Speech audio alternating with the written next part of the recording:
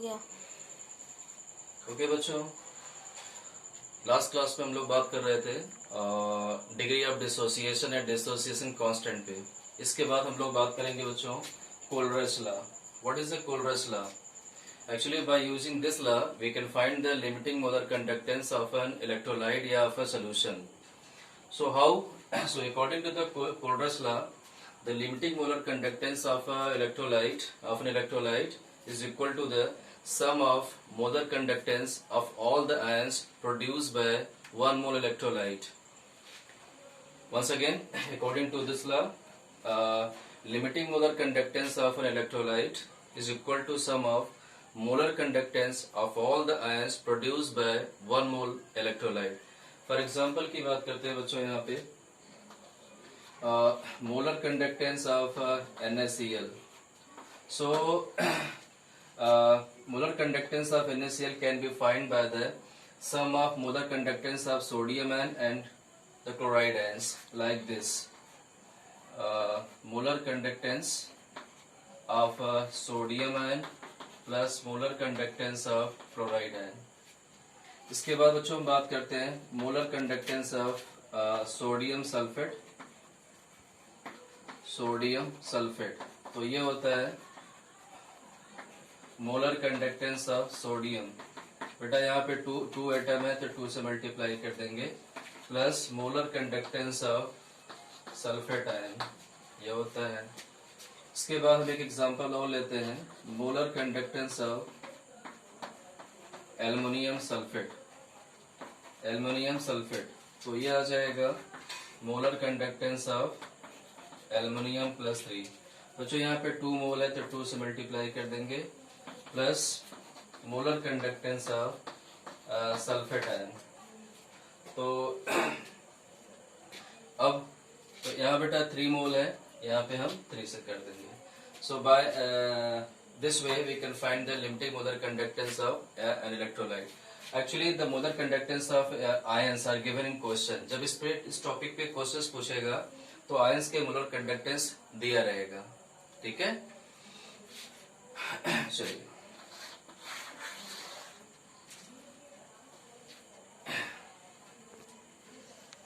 Stop.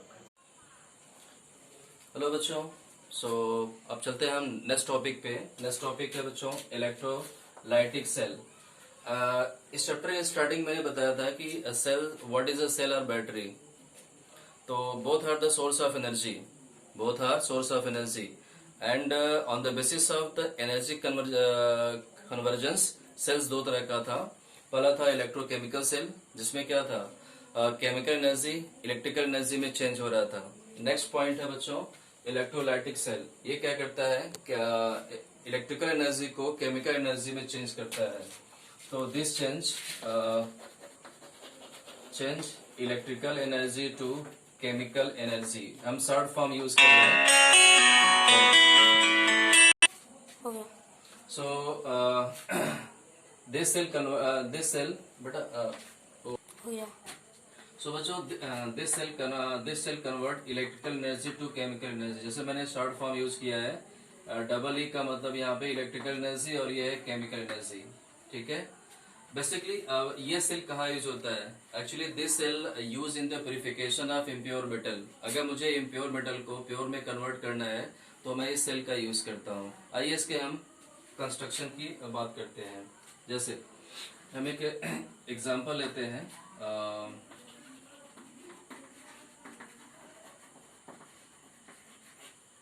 Purification of impure copper. अगर मुझे impure copper को प्यूरिफाई करना होगा तो कैसे करेंगे? सो वी आर टेकन अच्छा इलेक्ट्रोलाइटिक सेल को बेटा हम शॉर्ट भी यूज करेंगे ELC, इलेक्ट्रोलाइटिक सेल। अब यहाँ पे क्या होता है, हमने एग्जांपल जैसा मैंने कहा कि this cell is use in the purification of impure metal. तो बच्चों यहाँ पे हमने एक ELC लिया है। इसमें क्या होता है, एक सपोज जिस मेटल को मैंने यहाँ पे इम्प्योर कॉपर को प्योर कॉपर में चेंज करना है। सो वी यूज 2 इलेक्ट्रोड, दोनों कॉपर का ही होगा, ठीक है। ये मेरा ये एनोड है जो कि इम्प्योर कॉपर का होगा, इम्प्योर कॉपर का होगा। और ये ऑलरेडी हमने एक प्योर कॉपर का इलेक्ट्रोड लिए हैं, प्योर। बच्चों ये एनोड होगा प्लस, और ये कैथोड होगा, कैथोड होगा माइनस।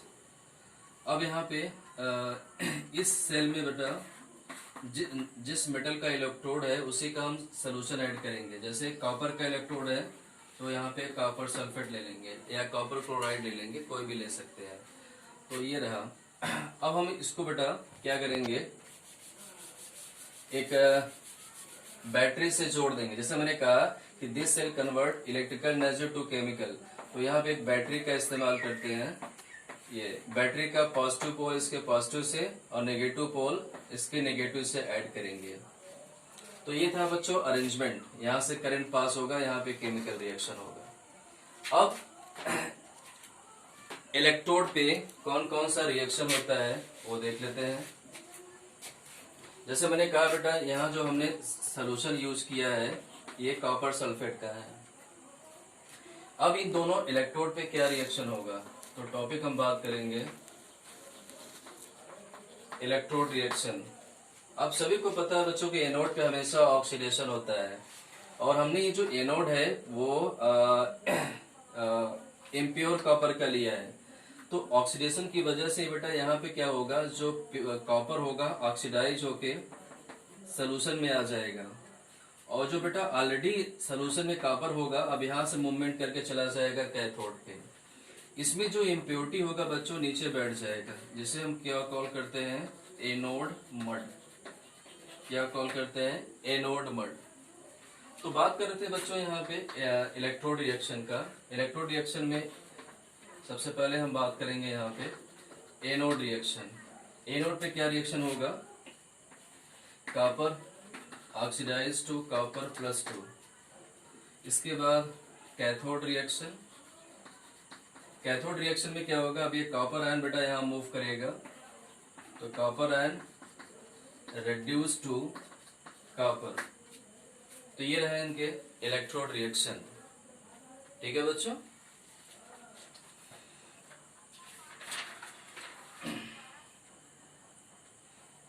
इसके बाद और ध्यान देते हैं बेटा, जितने रिएक्टिव मेटल्स हैं, all the reactive metals like sodium, magnesium, aluminium, copper can be purified this method. जितने रिएक्टिव मेटल्स होते हैं हम इसी तरीके से इसको प्यूरिफाइड करते हैं।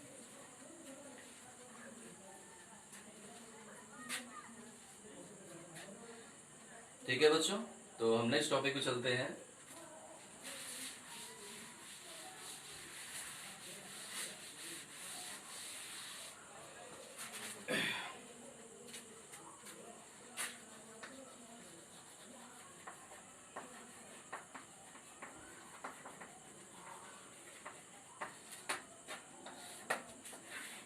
आगे हम लोग बात करेंगे बच्चों प्रोडक्ट ऑफ इलेक्ट्रोलाइसिस। सो हम लोग इस टॉपिक में ये जानेंगे कि जब इलेक्ट्रोलाइसिस होता है, when electrolysis take place in electrolytic cell, यानी इलेक्ट्रोलाइटिक सेल में जब केमिकल रिएक्शन होता है तो इलेक्ट्रोड पे कौन कौन सा प्रोडक्ट मिलता है। जैसे अभी आपने देखा कि यहाँ पे एक इलेक्ट्रोलाइटिक सेल ले रहा था, 2 इलेक्ट्रोड था, एनोड और cathode.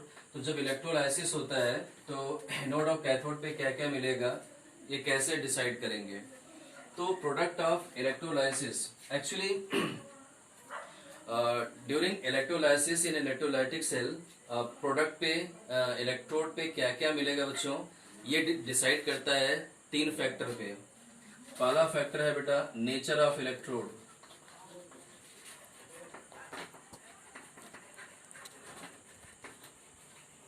Nature of electrode used. दूसरा होता है बच्चों कंसंट्रेशन ऑफ सॉल्यूशन। तीसरा यूज होता है standard reduction potential. Standard reduction standard reduction potential, जिसको हम दिखाते हैं बच्चों E0 से। और स्टैंडर्ड रिडक्शन पोटेंशियल क्या होता है बच्चों, हमने लास्ट क्लास में हमने बता चुका हूँ, ठीक है। अच्छा, एक और चीज बच्चों, नेचर ऑफ इलेक्ट्रोड की बात करते हैं तो इलेक्ट्रोड को हम दो में डिवाइड करते हैं, active electrode and inert electrode. Active electrode जैसे अभी हम बात करते हैं बच्चों, यहाँ पे जिंक है, सिल्वर है, एल्युमिनियम है, सिल्वर है, ये सभी एक्टिव इलेक्ट्रोड है जो रिएक्शन में पार्टिसिपेट करता है, जो इलेक्ट्रोड रिएक्शन में पार्टिसिपेट करता है। इसके बाद हम दूसरा बात करते हैं इनर्ट। इनर्ट इलेक्ट्रोड, ये बेटा वो इलेक्ट्रोड्स होते हैं जो रिएक्शन में पार्टिसिपेट नहीं करते। तो जब पार्टिसिपेट नहीं करते तो इनका क्या रोल है यूज करने का, तो actually these electrode do not take part in the electrode reaction but provide the surface area for the reaction. ये रिएक्शन के लिए सरफेस एरिया प्रोवाइड करते हैं, रिएक्शन के लिए स्पेस प्रोवाइड करते हैं। तो इसमें बेसिकली हम लेते हैं बेटा प्लेटिनम, प्लेटिनम और कुछ हद तक हम लेते हैं गोल्ड। तो इन दो इलेक्ट्रोड को एज हम इनर्ट इलेक्ट्रोड लेते हैं, जो कि प्रीवियस क्लास में ही हम आपको डिस्कस कर चुके हैं। तो हम तीनों पे यहाँ पे बेटा जब भी अब तीनों को एक साथ हम कंसीडर करेंगे, आइए इसको हम एग्जांपल लेके समझाते हैं।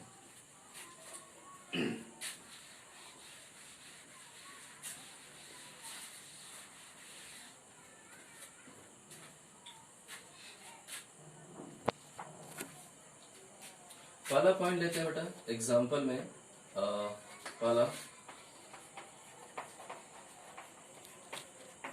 Electrolysis of molten NaCl। Electrolysis of molten NaCl। Molten आप जानते हो बेटा मेल्टिंग NaCl, इसमें वाटर प्रेजेंट नहीं होगा, ठीक है। तो मोल्टेन का मतलब होता है liquid form of solid, molten. अब बच्चों जब NaCl का इलेक्ट्रोलाइसिस होता है, इलेक्ट्रोलाइसिस होता है तो Na+Cl- दिया। बच्चों इसमें दो ही आयंस है, एक कैटायंस है और एक एनायंस है। तो ये प्रोसेस क्या होता है, इलेक्ट्रोलाइटिक सेल में होगा। बच्चों जो आयंस है ये डिफरेंट इलेक्ट्रोड पे मूव करेगा। ये कैटायन मूव करेगा कैथोड पे, क्योंकि कैथोड नेगेटिव होता है, और ये मूव करेगा बेटा एनोड पे, जो कि जो कि पॉजिटिव होता है। अब याद रखिएगा, in case of positive ions, जिस मेटल आयंस का या जिस भी एलिमेंट का स्टैंडर्ड रिडक्शन पोटेंशियल लोअर होगा, ठीक है, सॉरी हायर होगा, वो इजिली कैथोड पे रिड्यूस होगा। और जिस एनायन का स्टैंडर्ड पोटेंशियल जितना लोअर होगा वो एनोड पे डिस्चार्ज होगा। वंस अगेन, जिस मेटल आयन का स्टैंडर्ड पोटेंशियल हाईएस्ट होगा वो कैथोड पे रिड्यूस होगा, और जिस एनायंस का स्टैंडर्ड पोटेंशियल लोएस्ट होगा वो एनोड पे डिस्चार्ज होगा। तो यहाँ पे बेटा दो तीन एग्जांपल मैं आपको एग्जांपल देके समझा दूंगा, ठीक है, तो आराम से हो जाएगा। जैसे अब मैं एग्जांपल लेता हूं, E0 है यहाँ पे, ये तो मोल्टेन है बेटा, ये तो इसलिए दो ही आयन डिस्चार्ज हो जाएगा, तो इसमें कोई कंपटीशन की जरूरत नहीं है।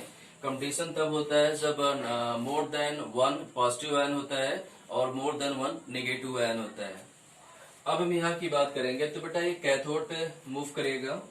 तो यहाँ सबसे पहले हम बात करेंगे कैथोड रिएक्शन, Na+ एक इलेक्ट्रॉन गेन करके बच्चों यह सोडियम में आ जाएगा। एनोड रिएक्शन, इसमें जो एनायन है, आपको पता है कि कैथोड पे क्या होता है, रिडक्शन होता है, एनोड पे ऑक्सीडेशन होता है। तो एनायन एक इलेक्ट्रॉन लॉस करके ये आ गया न्यूट्रल, और फिर दो एटम कंबाइन करके ये क्या बना लिया, Cl2 बना लिया। बच्चों जब सोल्यूशन में एक पॉजिटिव आयन होता है एक नेगेटिव आयन होता है, तो आराम से पॉजिटिव आयन कैथोड पे डिस्चार्ज होगा और नेगेटिव आयन एनोड पे डिस्चार्ज होगा, तो वहां पे कंपटीशन की जरूरत नहीं है। तो आई थिंक बड़ा आसान है, इसको आप समझ सकते हैं। बाकी सारी चीजें बच्चों हम नोट्स में आपको दे देंगे। एक एग्जांपल और लेते हैं।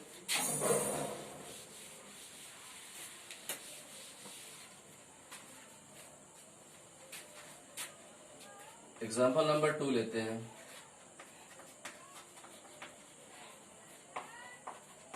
Electrolysis of aqueous NaCl। क्योंकि बेटा aqueous आ गया तो इसमें वाटर भी होगा, तो NaCl जो ब्रेक डाउन होगा Na प्लस Cl माइनस में, चूंकि बेटा इसमें aqueous है तो वाटर भी होगा, वाटर भी ब्रेक डाउन होगा H प्लस और OH माइनस में। तो बच्चों यहाँ पे ये दोनों मूव करेगा कैथोड पे और ये दोनों मूव करेगा एनोड पे, बट इस दो आयंस में से कोई एक ही डिस्चार्ज होगा कैथोड पे, दो में से कैथोड पे कोई एक ही मिलेगा और इस दो में से एनोड पे कोई एक ही मिलेगा। बट कैसे जानेंगे कौन डिस्चार्ज होगा? तो अभी मैंने बताया, पहले यहाँ पे डेटा ले लीजिए।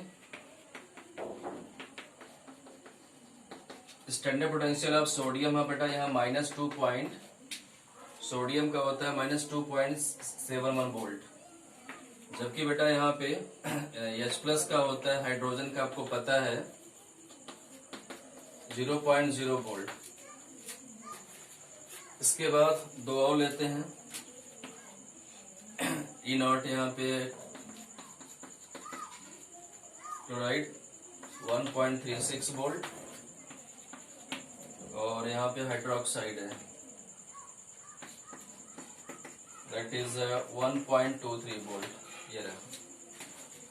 तो मैंने कहा ये कहाँ होगा? कैथोड पे। तो पहले हम जान लें कैथोड रिएक्शन। बच्चों अभी मैंने आपको बताया कि पॉजिटिव आयंस में जिसका स्टैंडर्ड पोटेंशियल हायर होगा वो डिस्चार्ज होगा। तो सोडियम का -2.7 है जबकि हाइड्रोजन का 0 है, तो कौन डिस्चार्ज होगा? हाइड्रोजन। तो कैथोड रिएक्शन में बेटा हाइड्रोजन एक इलेक्ट्रॉन गेन करके ये हाइड्रोजन दे दिया। तो जब aqueous NaCl का इलेक्ट्रोलाइसिस होता है तो कैथोड पे हाइड्रोजन गैस मिलेगा। अब बात करते हैं यहाँ पे एनोड रिएक्शन। एनोड रिएक्शन में बेटा ये दोनों हैं तो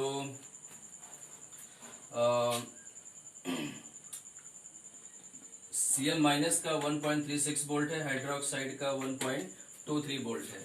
बच्चों मैंने आपसे कहा था कि एनायंस में जिसका इनॉट वैल्यू लोअर होगा वो डिस्चार्ज होगा। तो बाय दिस डेटा यहाँ पे किसको डिस्चार्ज होना चाहिए था? हाइड्रोक्साइड का, क्योंकि यहाँ पे 1.23 है। बट यहाँ पे एक स्पेशल केस हो जाता है जिसको हम बोलते हैं ओवर पोटेंशियल। क्या होता है?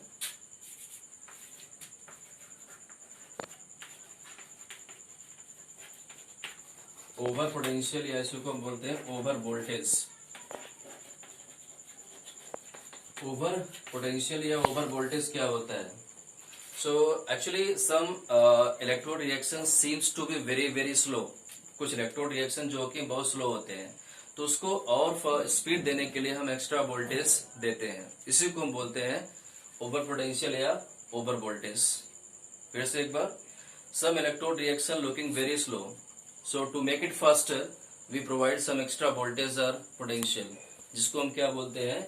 ओवर वोल्टेज या ओवर पोटेंशियल। तो इसकी वजह से क्या होता है? जब इलेक्ट्रोड रिएक्शन चेंज हो जाता है तो बच्चों इन दोनों में से इसको डिस्चार्ज होना चाहिए था, बट इसकी वजह से ये डिस्चार्ज होगा। यानी कौन सा? क्लोरीन।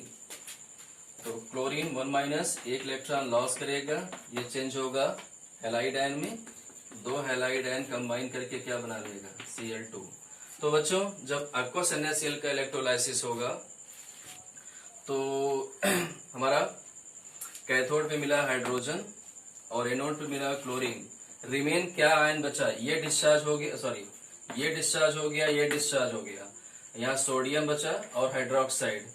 ठीक है, तो जब aqueous NaCl का, या तो समझ गए होंगे, हम आगे चलते हैं।